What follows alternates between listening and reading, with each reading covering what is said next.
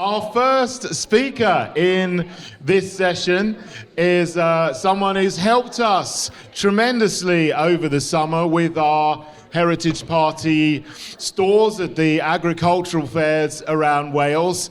We believe in the United Kingdom.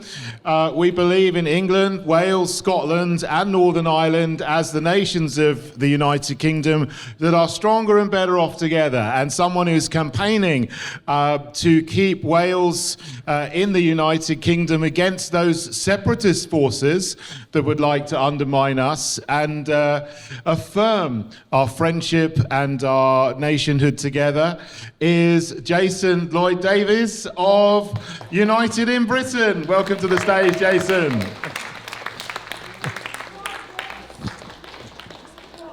Good afternoon, ladies and gentlemen. Cynhadlaeth Brynwn Da. My name is Jason Lloyd Davies, as David said, and I'm the founder and director of United in Britain. It's the No Cymru campaign organisation. That is no to separation. Not what our opponents say, as in no Wales. Quite the opposite. So we're a campaign organisation that believes in the integrity of the United Kingdom. And there are many here and elsewhere that sometimes, for no fault of their own, they don't always think that potentially the UK could be under threat, but quite the opposite, unfortunately. So the organisation was created in, the website went live in May 2022. We experienced some complications when we tried to get banking and accountancy, etc., etc. We found the doors slammed in our face sometimes. And a colleague of mine at the time said, I think we're going to find it's not achievable. And due to my character, I used some unorthodox language and said, I think you're going to find we are. Because that's my character. So it's fantastic that we've been invited to address the Heritage Party conference.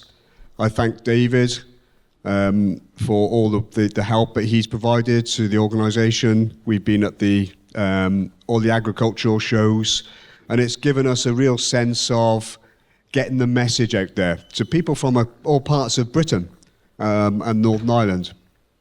So, yeah, as I say, it's great to be here in Cwmbran, South Wales.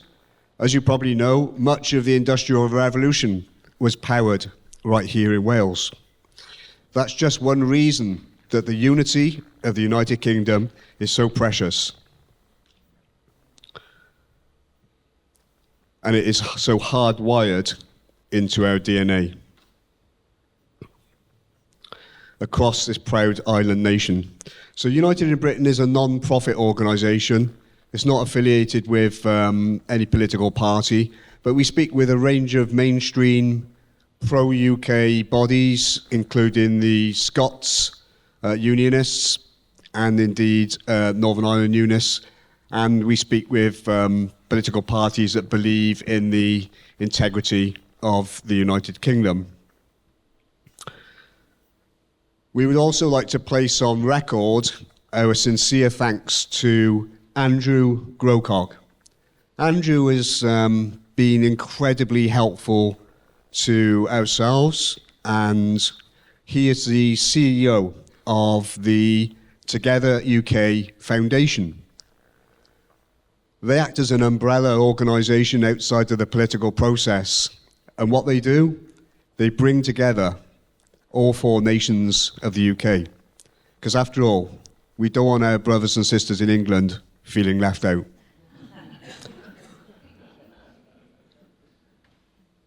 So they are the umbrella organisation that does amazing work across Great Britain and Northern Ireland. And I'm going to tell you a real story, but it's true. I wanted to get some letters delivered to the Northern Ireland executive. So you're going to think, why would you want to do that? Well, we sent 60 letters to the Welsh Parliament, to every single member, via email. We then drove down to Cardiff and handed the letters in, just in case they somehow misled the emails. The letters were flown to Belfast with a colleague of mine who used to serve in the Welsh Guards, so I won't name him. But he then handed our letters to people at the Northern Ireland Parliament. And from that, we received an email inviting us to a meeting with Baroness Arlene Foster. So I'm thinking, this minnow organisation of ours, with our feet firmly on the ground, it's a great privilege when you get an invite from someone who is well known like that, who was the former First Minister of Northern Ireland. So they weren't quite sure whether we were real or not, whether we were fake. And then we went up, myself and my colleague, and we visited and spent 4 hours discussing Wales in the context of separatist entities in Wales, and indeed a political party called Plaid Cymru. So the pro-independence forces in Wales have been going since 2014. Fortunately, they've been riven by splits over many different issues I won't go into. But the meeting that we had provided further support to us, not monetary, but it's actually good to have that engagement. And we were able to speak freely. It was almost like you going to the pub tonight with your best friends. It was great. Now, I talk a lot, so I decided at the time to go to the toilet to let my colleague speak.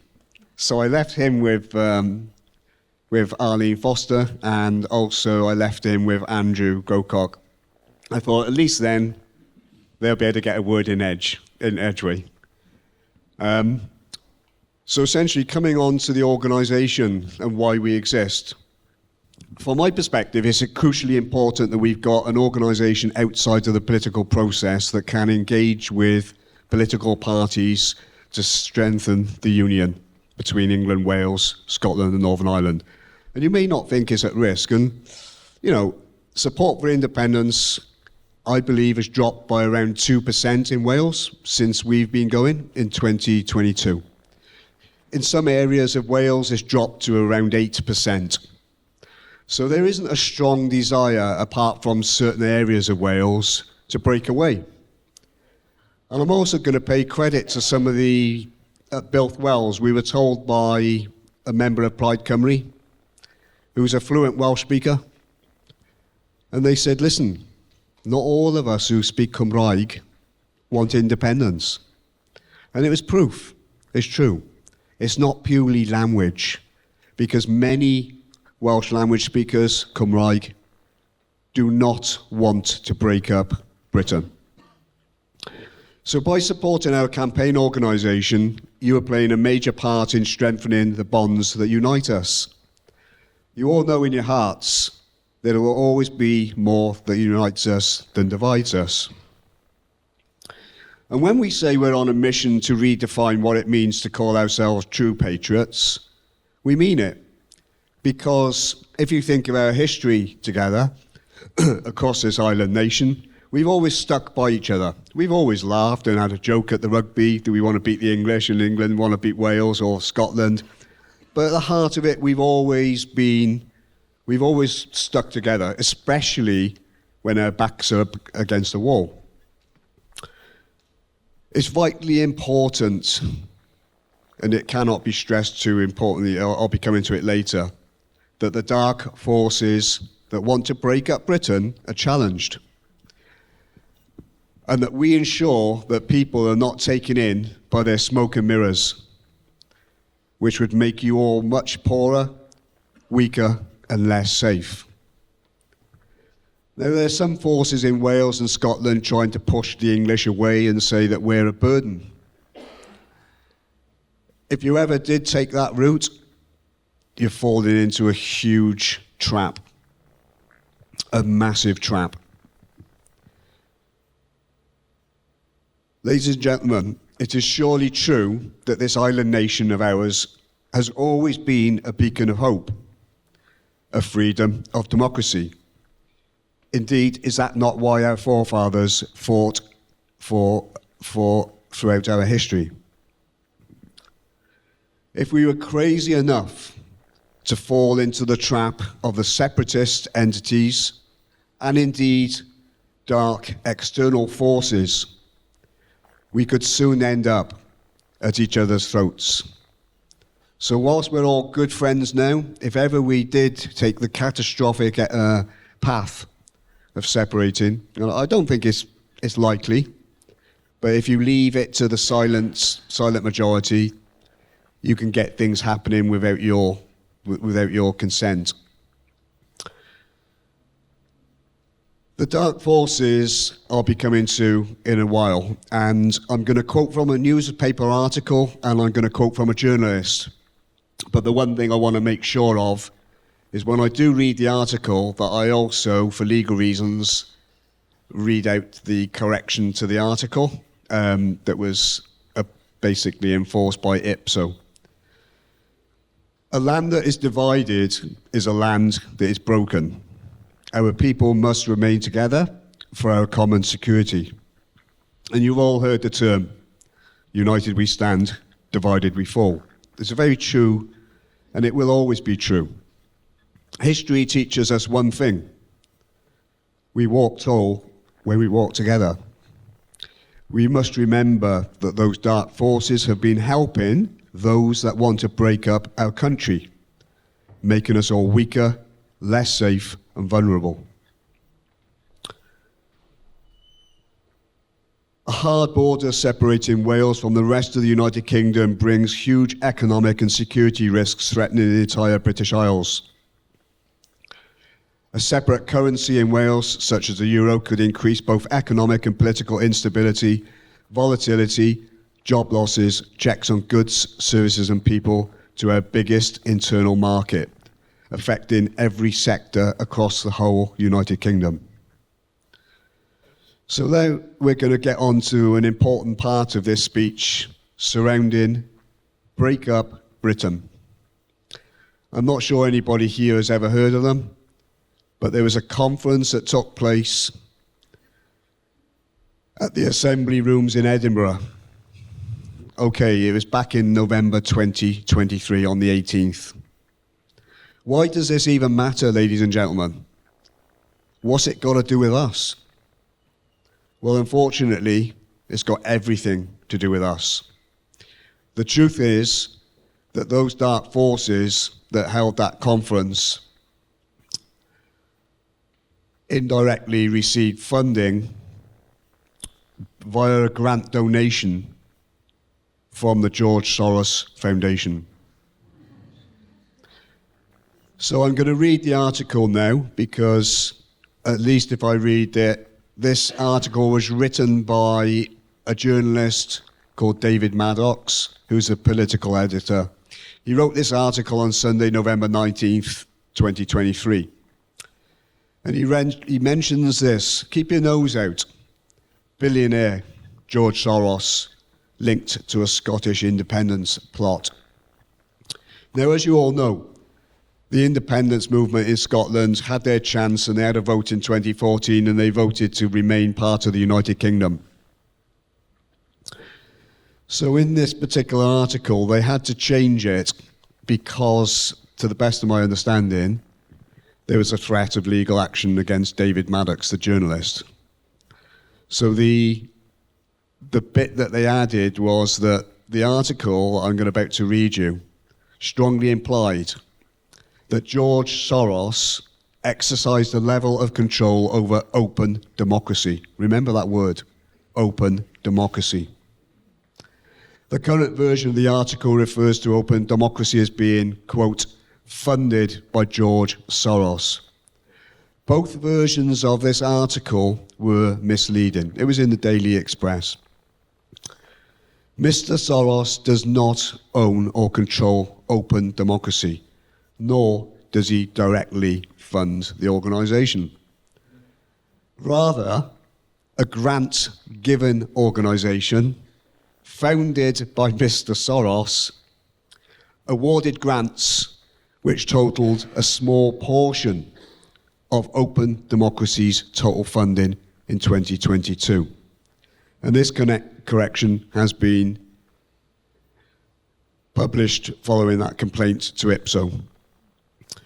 A controversial foreign billionaire who was accused of ploughing money into other groups has been accused of backing the then First Minister's plot to get Scottish independence started all over again. So at that meeting of Open Democracy, I just want to go into the specific characters that attended. The conference was basically there called Break Up Britain.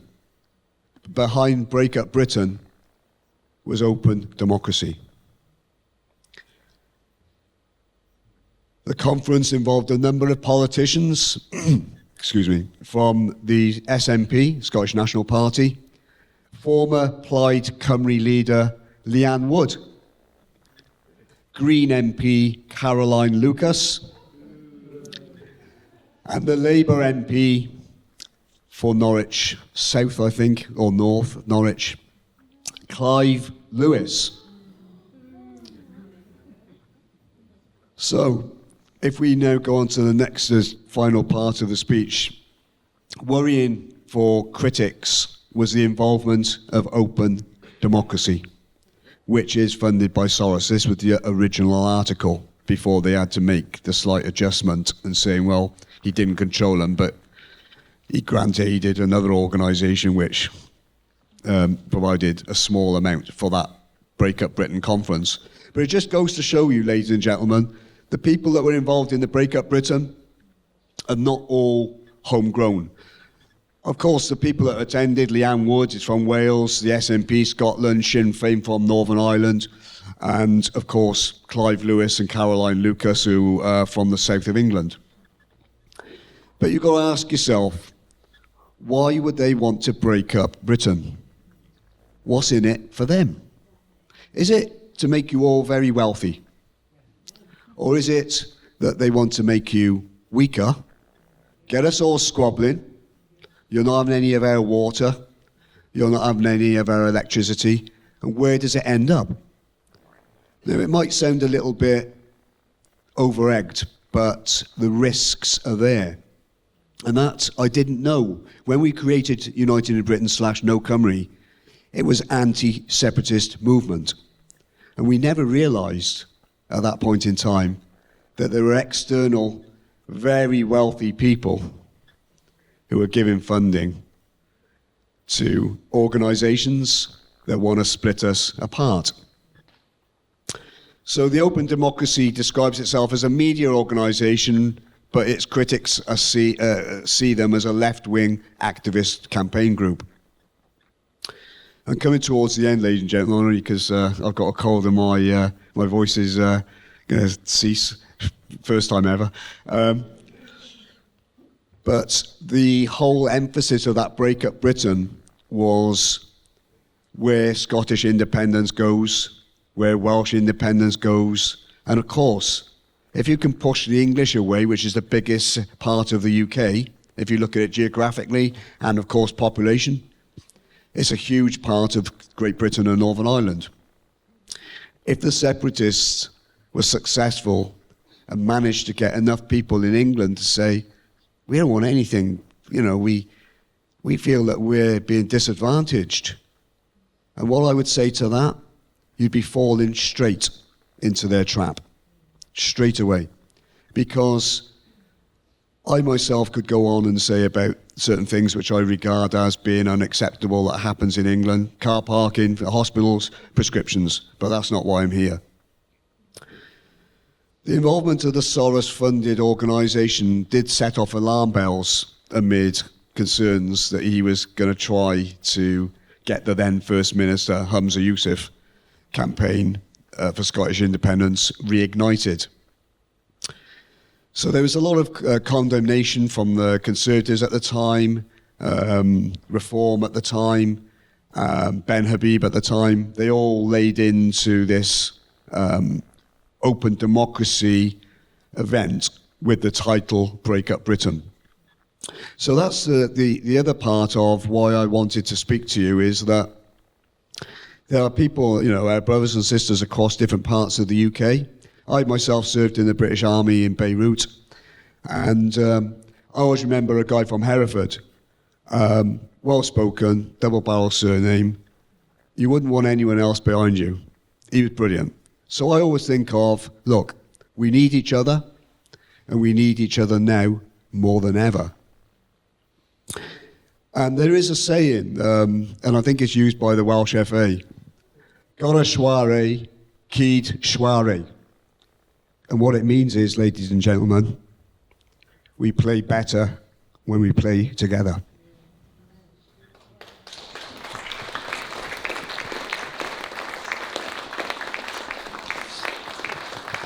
So once again, thank you, David, for the invite, and thank you, conference, for patiently listening to me with my croaky voice. Thank you very much.